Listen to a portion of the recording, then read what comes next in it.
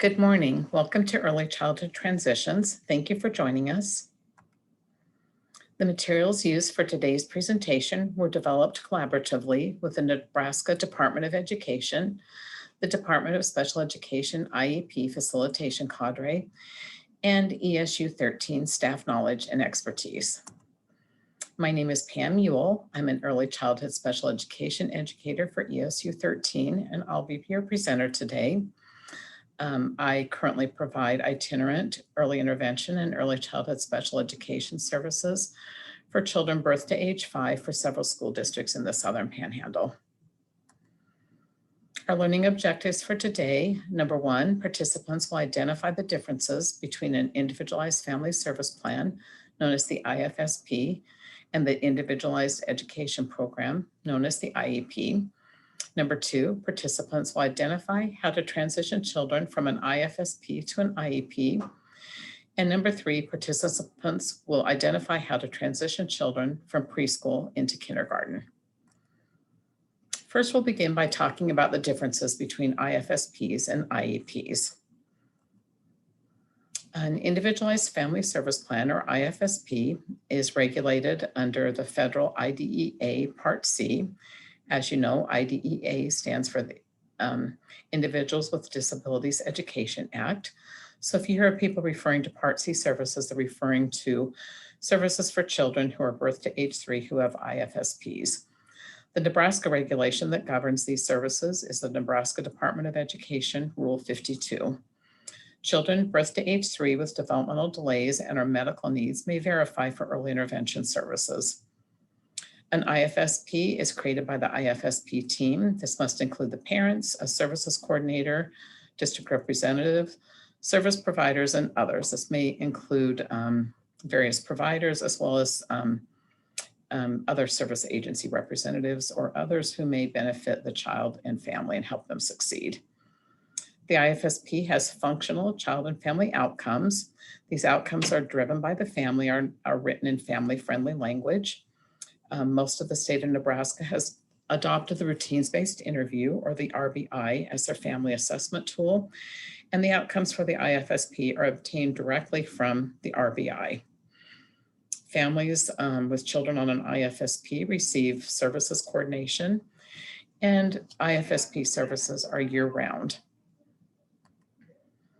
An individual education program, or IEP, is governed under federal IDEA Part B. The Nebraska regulation that governs this is the Department of Education Rule 51. Children ages 3 to 21 may verify for special education services. The IEP is created by the IEP team. It includes parents, district representatives, must include a general education teacher, a special education teacher, service providers, and any others who are appropriate for the team. The IEP has educational and functional goals. There are no family goals on the IEP, and there is no services coordination provided for children on IEPs. Services follow the school year unless the student verifies for extended school year services. We'll begin by talking about the purpose of transitions in early childhood special education. The main objectives for the transition processes are to, number 1, ensure eligible children continues to receive services after the age 3. Number 2, to help ease the transition process for families. Number 3, to help children function at school, home, and within the community. And number 4, to coordinate between programs and the family. So the first transition that we'll talk about is transitioning from an IFSP to an IEP. Transition planning needs to begin 9 months to 90 days prior to the child's 3rd birthday. It's required cannot happen before 9 months and must happen at least 90 days prior to that birthday. In Nebraska, families may choose to, 1, transition their child to an IEP on their 3rd birthday, or number 2, keep the child on an IFSP until August 31st following their 3rd birthday.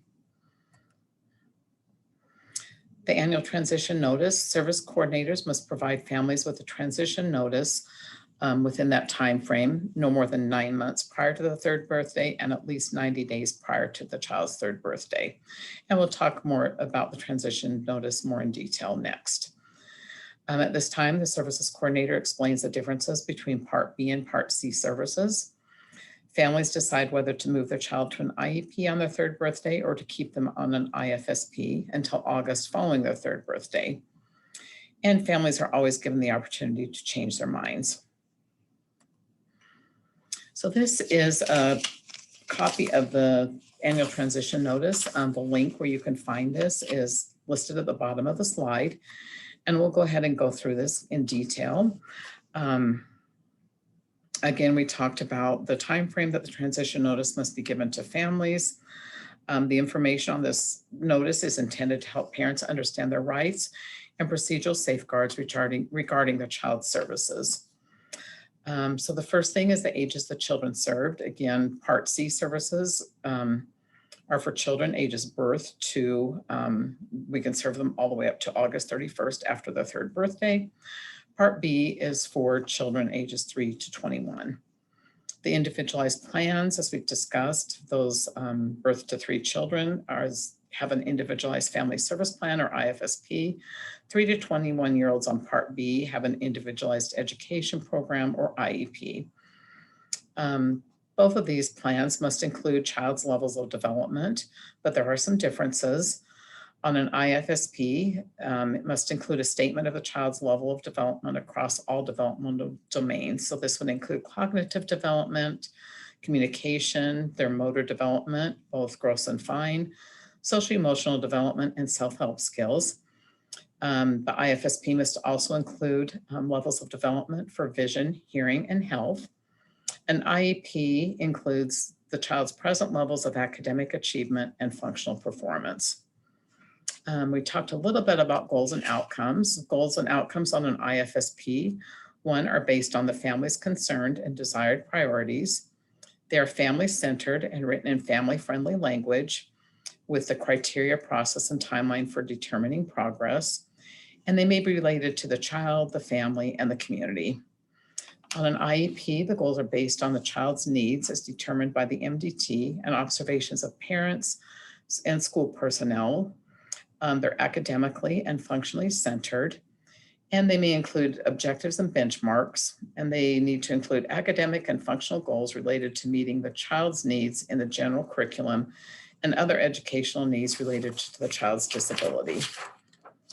An educational component for children under age 3, those birth to 2-year-olds, there is no need for an educational goal. However, children, IFSPs for children who are 3 years old and who are continuing services through August must include an educational component that promotes school readiness and incorporates pre-literacy, language, and numeracy skills. For Part B services, if a child continues to verify for services under Part B, the family along with the team will develop an individualized education plan. Services available, early intervention services for child and family to meet the developmental needs of the child and increase the family's ability to meet the needs of their child for Part C services. Part B, special education and related services determined appropriate to meet the educational needs of their child that enable the child to the maximum extent possible to participate in the general education curriculum. The next area is family involvement. The families for children on IFSPs are involved in all team-making decisions about the child's individualized plan for services. And the family receives services to improve the family's ability to meet the needs of their child with a disability. For children on an IEP and Part B services, the families participate in all team-making decisions about the child's individualized plan for services. Location of services. For Part C services, services need to occur in the child's natural environment to the maximum extent appropriate. This would include the child's home or any integrated child care settings. For Part B, services need to be located in the least restrictive environment to the maximum extent appropriate. The child should participate in the general curriculum, non-academic and curricular activities alongside with peers without disabilities. As far as services provided during the summer months, as we mentioned before, on IFSP, services are provided year-round, including the summer months. For children on IEPs, services typically take place during the school year, unless the team determines that a child is eligible for extended school year services. We talked again about services coordination. Every infant or toddler with a disability and the child's family must be provided with one service coordinator who is responsible for coordinating all services under IDEA Part C across agency lines. For Part B services, there are no services coordinators involved, and families do not receive services coordination. For transition, for Part C, transition is outlined in the steps to be taken to prepare for successful change to new anticipated agencies, location for services, providers, funding sources, or models. For Part B, transitioning school to adult life, there must be a transition plan in place written for no later than the age 16, which continues through the year that the child turns 21.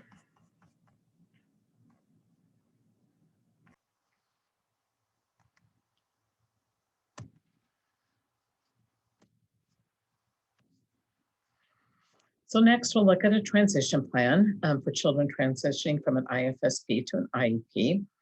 The child's IFSP team works together to create a transition plan that would be obviously including the family. This plan includes the steps necessary for a smooth transition into Part B services. And the transition plan is updated at least every 6 months until a child transitions to an IEP. And the timeline for this transition plan follows a transition notice. That would be that 9 months, no more than 9 months prior to the child's 3rd birthday and at least 90 days prior to that birthday. This is an example of a transition plan. This is found on the Early Development Network site for Nebraska. The link is at the bottom of the slide. Transition plans must include what needs to be done. You must include who is responsible for that action, have a timeline, and then also note the date that it's completed. So this particular example is for a child named Gabe. His first step on the transition plan would be that Gabe would transition from early Head Start to Head Start. The services coordinator will transfer appropriate paperwork. Parents will need assistance with transportation to and from Head Start. So that is the what needs to be done. Who is responsible would be Jane and Travis, who are Gabe's parents, with the assistance from the services coordinator and the early Head Start staff. And they've established a timeline of August 15th for this to be completed. The second step on this example is the early Head Start family coordinator will complete the Head Start application with the family before Gabe's 3rd birthday. The responsible party would be the family coordinator for early Head Start, the parents with the assistance from the services coordinator as needed, and they have a March 1st deadline for that step.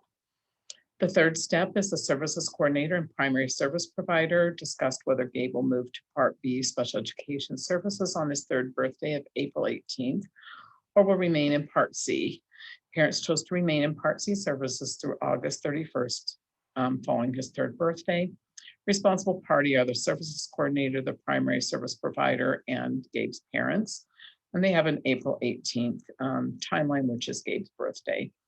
The fourth step on this plan is that the current primary service provider, Mary, will continue to be Gabe's IEP case manager upon transition. Mary is the one responsible, and that would happen the date that he goes on to an IEP, which is September 1st.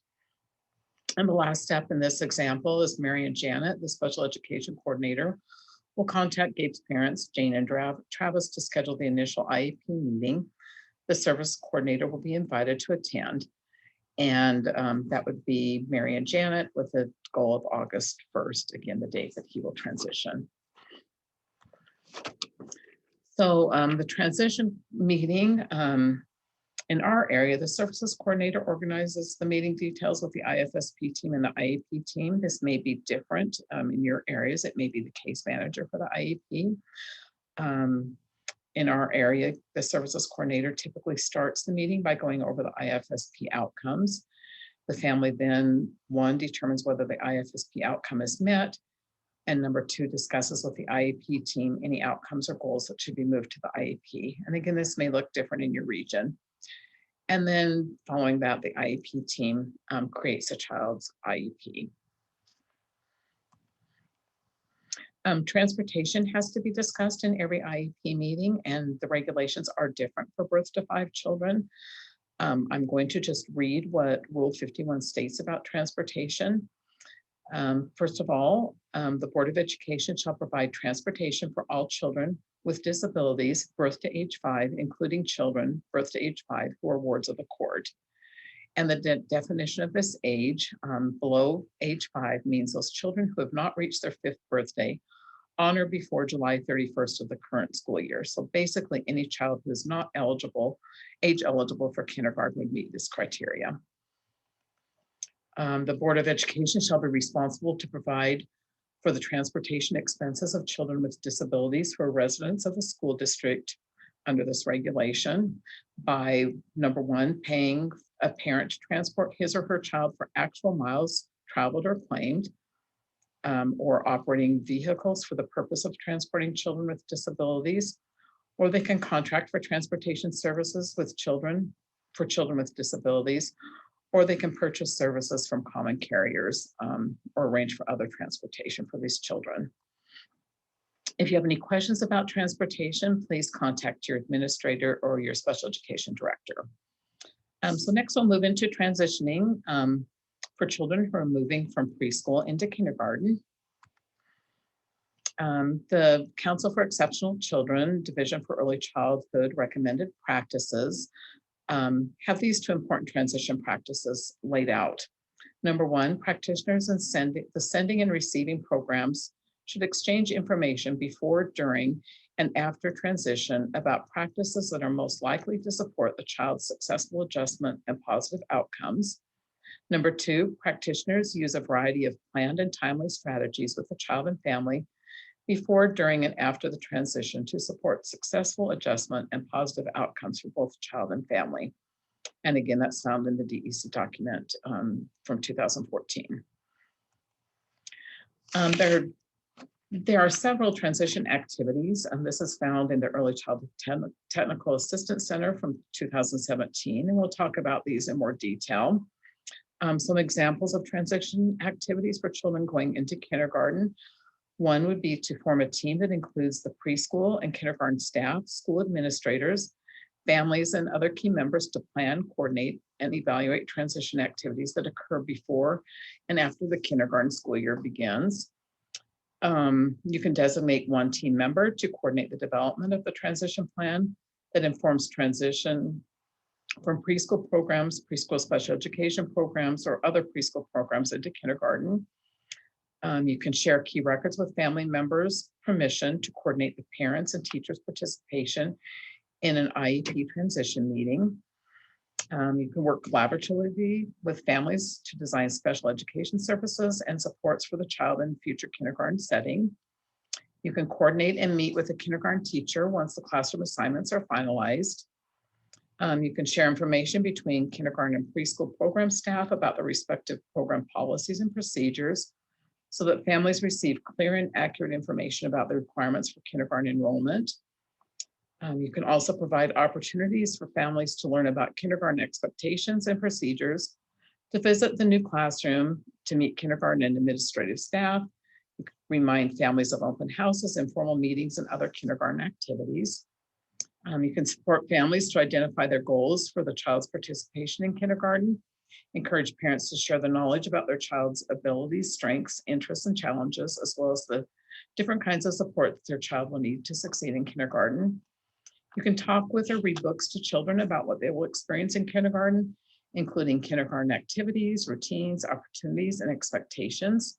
You can provide opportunities for each child to visit the kindergarten classroom he or she will attend, meet the teachers and other children, and observe classroom activities. And finally, once the school year begins, you can help parents learn how to be involved in their child's kindergarten classroom, communicate with family members about how the plans for supporting the child are working and how the child is adjusting to the kindergarten setting. The transition meeting, usually the case manager or transition team leader coordinates a meeting with the child's IEP team. This would include the family, the preschool teacher, the kindergarten teacher, school age providers, administrator, and other pertinent team members. The meeting is often held in the spring prior to the child's entrance into kindergarten, and then you continue with transition activities. There is a new document that the Department of Education has available. It's titled Preschool Special Education Guidance Document. It can be found on the link provided at the bottom of the slide. It's got a lot of useful information about transitions as well as other topics related to preschool special education services. So I would encourage you to look at that document. It's very useful and has a lot of important information. These are references that we've referenced today for today's presentation. And thank you for joining us. If you'd like to receive professional development credit through ESU 13, please fill out the following Google form. The form is linked to the comments below the video. And thank you and have a great day.